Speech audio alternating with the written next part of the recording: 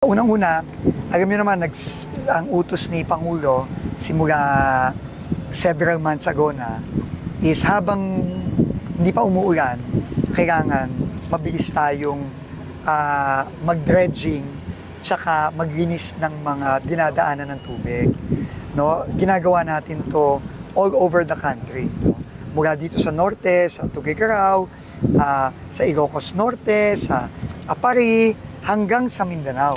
No, tuloy-tuloy tayo dyan. Itong Oplan Kontrabaha na linonch ni Pangulo, talagang napaka-importante. Kasi kailangan talaga magtulong-tulong ang national government, ang provincial government, at ang ating mga local government units para pagtulong-tulungan natin na kahit papaano naman, mabawasan natin kahit konti yung pagbabaha.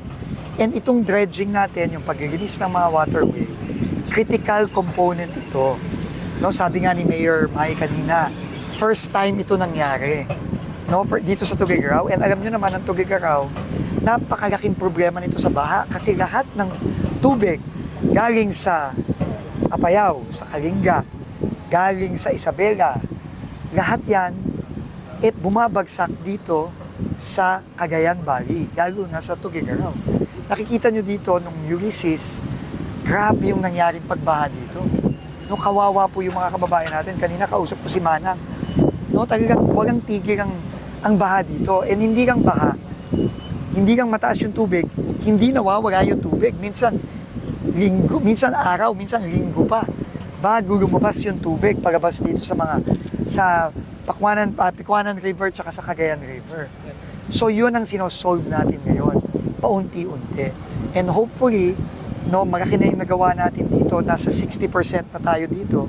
Kasi dito, itong nakikita nyo ngayon, kaya nagpunta ako dito, nakaharang dyan ang lupa at saka ang buhangin. Ibig sabihin, kapag bumuhos ang tubig nanggaling sa mga bundok, yung tubig dito hindi na lumalabas. So naiiwan na sa Tuguegarao yung tubig at hindi lumalabas. Kaya makikita nyo yung mga estudyante natin, yung mga residente natin, kawawa talaga. Kasi hindi lang mataas ang tubig, hindi pa lumalabas ang tubig. So yun ang tinatry nating solusyonan. Lalo na ngayon, magpapasok pa na next week, kawawa naman yung mga estudyante natin. No, pagdating ng malakas na ulan na naman, magbabaha na naman at hindi na naman lalabas yung tubig. So yun ang ginagawa natin in cooperation with the provincial government and si Mayor Mai, na lahat tayo ngayon ginagawa natin para talagang mabawasan kahit konti lang. No? Ang importante, hindi lang mabawasan ng yung baha, mabilis lumabas yung baha, hindi na linggo, kundi hopefully araw na lang. No? In fact, sa Metro Manila, nakikita na natin ngayon, no, na bumabaha pa rin, lalo na pag malakas ang buhos, pero nakikita natin sa mga dating lugar na mataas ang baha at hindi lumalabas ang tubig. Ngayon nakikita natin, medyo kahit paano mabilis nang lumabas at mawala yung tubig. So yun ang goal natin ngayon. So tutok lang kami at hindi, sabi ni Pangulo, wag hihinto. Inassure ko si Governor at si Mayor Mai, hindi tayo hihinto dito. Pati yung mga workers natin kanina, nagpapasalamat sa trabaho. Sabi ko, maghatak pa kayo ng mga iba niyong kamag-anak, iba niyong mga kaibigan, kasi hindi tayo hihinto, all year round to, sabi ni Pangulo. So yun lang, tuloy-tuloy tayo at yun ang ating commitment sa ating mga kay Governor, kay Mayor at sa ating mga residents. Siguro pagsalitain muna natin si Apo Governor. Salamat po Secretary Vince. Alam nyo, nagpunta si Presidente at si Secretary Vince dito nung Baguio. Nag-obserba sila, nagpunta rin sila nung nasira ang bidyas natin at pinag-aralan nila kung anong maganda yung pagkatapos nilang pinag-aralan ito na ngayon ang resulta, magandang mga ginagawa ng ating national government. Of course, to the leadership of the President and being implemented well by our Secretary. Ano ito mga ito? Itong hindi bumababa ng tubig ng Tuguegarao, nandyan na, o kontrabaha. Yung mga bridge na nasira, nandyan na, pupunduhan ng mga bridges across the Cagayan River at yung dalawang bridge natin na sa Patay and Pantao. Ngayon, meron tayong alternate road na gagawin. Yung Santo Niño to Lasap. Sabi niya ang Presidente, ay popondohan din yun para hindi na multi-year. Para next year, hindi na lahat ng truck ay dadaan dito sa Philippine-Japan sa highway. Pwede na sa West Cagayan. At salamat kay Apo Presidente. Ang direksyon niya ay yung mga farmers ng Cagayan. Nagbigay siya ng 16 na rice processing center, 4 na corn processing center. Magiging food basket na ang Cagayan dahil action yun. Yayaman na ang mga magsasaka. Yan ang gusto ni Presidente. At meron ng pagkain na galing sa Pilipinas, food security. Yan ang Presidente natin. Yan ang binigyan. Ngayong crisis, nagbigay siya ng fuel subsidy sa farmers, 2,125. Sa fisher folks, nagbigay siya ng 3,000 para sa mga may motor o motorboat. Sa mga toda, nagbigay siya ng 5,000.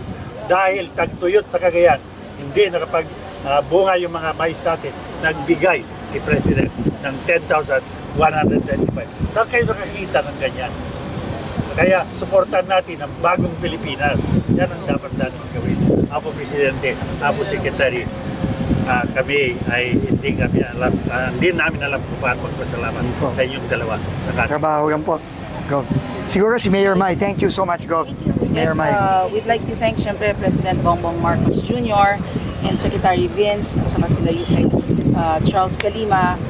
Ito po yung tinatawag nating nararamdaman ng mga tao, yung mga pangangailangan nararamdaman ng gobyerno, umaaksyon ng gobyerno, gumagawa ng paraan para maibsan yung mga problema. We have always said that government is not perfect, but ang nakikita niyo po ngayon are the actions of a government that really wants to see changes and to help the people. No? Dito sa Tuguegarao City, we have been, for those who do not know yet, we have been the catch basin of all waters coming from the different areas in Region 2 in the valley. Kaya po nagtatagal ng tubig dito. When this was discussed, wala pong dalawang salita. Nagkita po kami nila Sec Vince din after their visit sa Tuguegarao. Nagkita kami sa Mayors for Good Governance. And I raised the issue on the flooding. Wala po atang 1 week, tumawag ang Yusek Charles Calima. Sabi niya, we have been ordered by Secretary Vince to contact you and the Governor, by the President. Sabi nila, uwi kami sa'yo. Wala pang 1 week again. Umuwi ang Yusek under the orders of Secretary Vince. And ang bilis ho ng action, meeting, after ng meeting, 1 linggo, start po kaagad, nagbabaan po ang mga equipment ng national government dito sa Tuguegarao City. And from there until today, hindi ho nahihinto ang tulong, hindi ho humihinto ang trabaho. Kaya nga nang sabi namin, yun pong na-dredge dyan, pinayagan ni na Secretary Vince, ni na Yusek Calima at ng DPWH na ibigay din po sa public works naman ng mga barangays natin and the city government as well as the provincial government. So, nothing is wasted. Lahat po ng ginagastos na pagtanggal dyan, the first time in the history of Tuguegarao City that such a huge project is being undertaken for the welfare of our people. So nagpapasalamat po kami.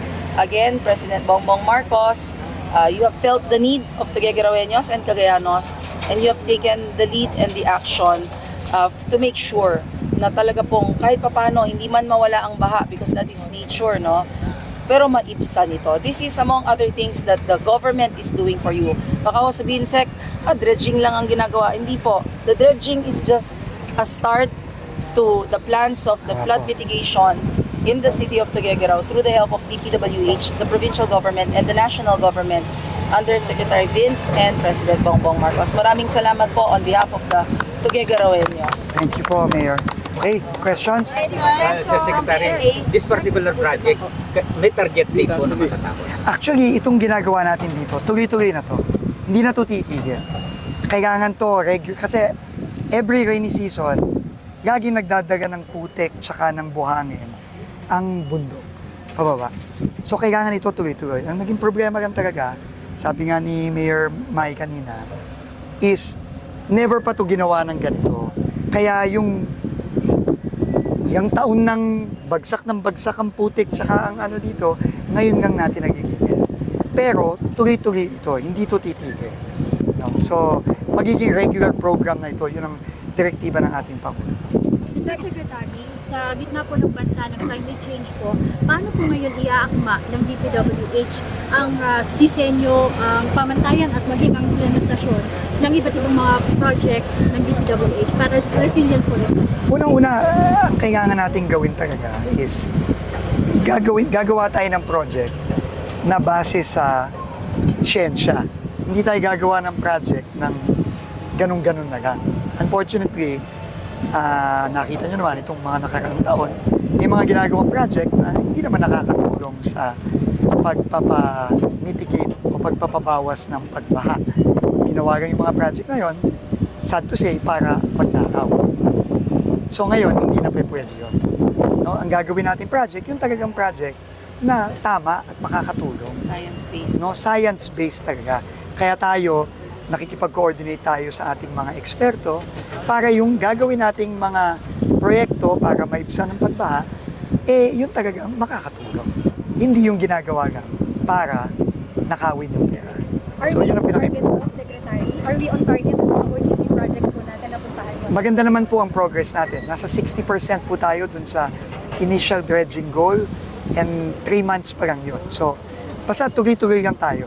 No, hindi tayo titigil hanggat hindi ma-reach natin yung target natin at after that, tuloy-tuloy pa rin ang maintenance. Maliban pa sa OKBSEC, ano po yung iba nating nakalinyang programa in address to rainy season? Kasama lahat po yan.